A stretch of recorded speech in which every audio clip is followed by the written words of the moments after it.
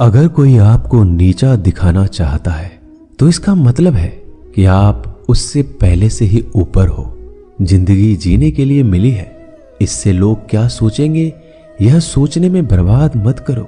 किसी के बुरे वक्त में उसका हाथ पकड़ो, सहारा दो, उसे हिम्मत दो, क्योंकि बुरा वक्त थोड़े समय में चला जाएगा लेकिन वह आपको दुआ जिंदगी भर देता रहेगा।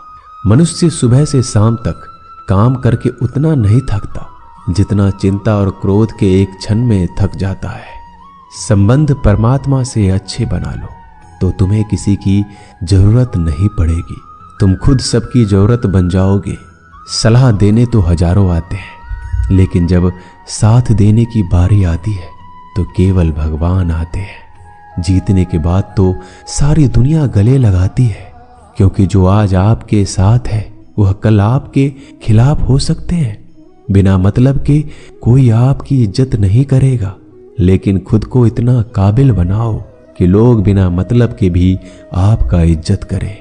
भगवान कहते हैं सोने से पहले तुम सबको माफ कर दिया करो और तुम्हारे जागने से पहले मैं तुम्हें माफ कर दूंगा।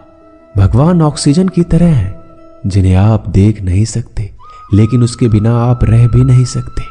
कोई और तुम्हारी मदद नहीं कर सकता, अपनी मदद स्वयं करो। आप खुद के सबसे अच्छे मित्र हैं और सबसे बड़े दुश्मन भी।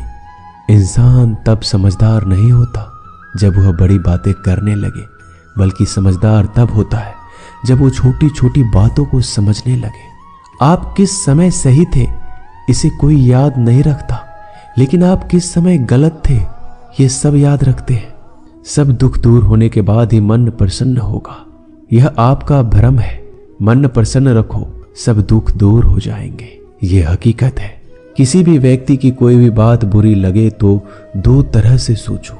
यदि व्यक्ति महत्वपूर्ण है तो भूल जाओ और बात महत्वपूर्ण है तो व्यक्ति को भूल जाओ। रिश्तों का संबंध सिर्फ रक्त से नहीं होता, जो मुसीबत में हाथ थाम ले उससे बड़ा कोई रिश्ता नहीं होता।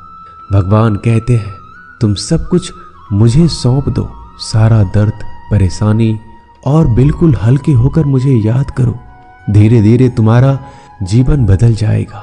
हर रोज रात को सोने से पहले भगवान को अपनी पूरी दिनचर्या बता के सोएं। अगर आपके द्वारा किसी का दिल दुखा है तो मन ही मन उससे माफी मांगे। अगर आपका किसी ने दिल दुखाया है तो उसे माफ करके सारी चिंताएं भगवान को सौंप कर सो जाए। यकीन मानिए इससे आपकी जिंदगी खुशनुमा बन जाएगी। क्रोध बोला हुआ एक शब्द इतना जहरीला हो सकता है कि आपकी हजार प्यारी बातों को एक मिनट में नष्ट कर सकता है। सबको हंसाना लेकिन किसी पर भी हंसना मत। सबके दुख बांटना लेकिन किसी को दुखी मत करना। सबकी राह में दीप जलाना लेकिन किसी का दिल जलाना मत। यही जीवन की रीत है, जैसा बोओगे वैसा ही पाओगे। दुआएं और प्रार्थनाएं असंभव को भी संभव बना देती है। ईश्वर को ना हमारे तन की जरूरत है ना धन की, उसको तो बस पवित्र मन की जरूरत है। इसलिए वो हमें कुछ भी छोड़ने के लिए नहीं कहता, बस कहता है बच्चे मन से विकार छोड़ो, गंदे विचार छोड़ो। जो आने वाला है वो हमेशा गुजरे हुए कल से बेहतर होगा। यही एक सोच आपके जीवन में कभी निराशा नहीं होने देगी। झूठ कितना अजीब है, खुद बोलो तो अच्छा लगता है, दूसरे बोले तो गुस्सा आता है। खुशियां चाहे किसी के साथ भी बांट लो, पर गम हमेशा भरोसेमंद इंसान के साथ ही बांटना चाहिए। जीवन में समय चाहे जैसा हो, परिवार के साथ रहो तो सुख बढ़ जाता है, दुख हो तो बढ़ जाता है। सच्चा मित्र वही है जो उस समय में भी आपके साथ खड़ा हो जब सारी दुनिया आपके खिलाफ हो। आपके पास जितना भी है उसके लिए बार बार दिल से धन्यवाद कहें, हर वक्त कहें। यकीन मानिए जितना भी है वो जल्दी कई गुना हो जाएगा। प्रार्थनाएं और ध्यान इंसान के लिए बहुत जरूरी है, क्योंकि प्रार्थना में भगवान आपकी बात सुनते हैं और ध्यान में आप भगवान की बात सुनते हैं। श्री कृष्ण से कितना कुछ छूटा, पहले माँ छूटी, फिर पिता छूटे, फिर जो नंद किशोर मिले वो भी छूटे, संग साथी छूटे, राधा भी छूटी, गोकुल छूटा, फिर मथुरा छूटा। श्री कृष्ण से जीवन भर कुछ न कुछ छूटता ही रहा। नहीं छूटा तो वो था देवत्व, मुस्कान और सकारात्मकता। श्री कृष्ण दुखी नहीं, उत्सव के प्रतीक है।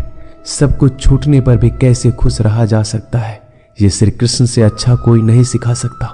इसलिए हमेशा खुश रहें, सदा मुस्कुराते रहें। जीतने का मजा भी तभी आएगा जब लोग आपके हार का इंतजार करेंगे।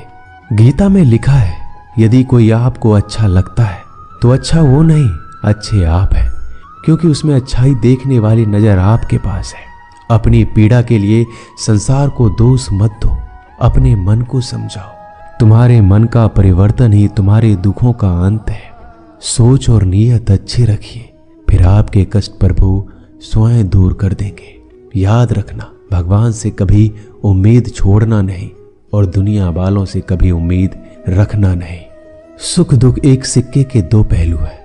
जहां सुख होगा वहां दुख भी होगा, जहां दुख होगा वहां सुख भी होगा। इसलिए सुख दुख के बारे में बिना सोचे निरंतर अपने लक्ष्य को प्राप्त करने के लिए प्रयास करते रहना चाहिए। एक बात हमेशा याद रखना, किसी के सामने गिड़गिड़ाने से ना मोहब्बत मिलती है ना इज्जत। इसलिए अपने स्वाभिमान को जिंदा रखो। कोई अगर आपकी किस्मत में होगा तो आपके पास खुद ही चलकर आएगा। दूसरों को हराने का मौका मत दो, बस खुद को आगे ले जाने की जिद पालो। कभी हार ना मानने की आदत ही एक दिन जीतने की आदत बन जाती है। सिर्फ दो चीजें मनुष्य के भाग्य का निर्माण करती है। पहला, स्वभाव। अगर आपके स्वभाव में अच्छाई, विनम्रता और गुण है तो आपका भाग्य चमकेगा। अगर आपका स्वभाव क्रोधी है, आलसी है, तो आपका भाग्य बिगड़ना अनिवार्य है। इसलिए अपने स्वभाव को मधुर और आकर्षित बनाइए। दूसरा, आपकी वाणी।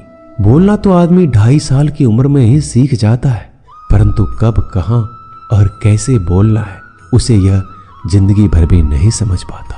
जिसे ये बोलना आ गया कि कब, कहां और कितना बोलना चाहिए, समझ लो उसे सफल होने के लिए कोई नहीं रोक सकता।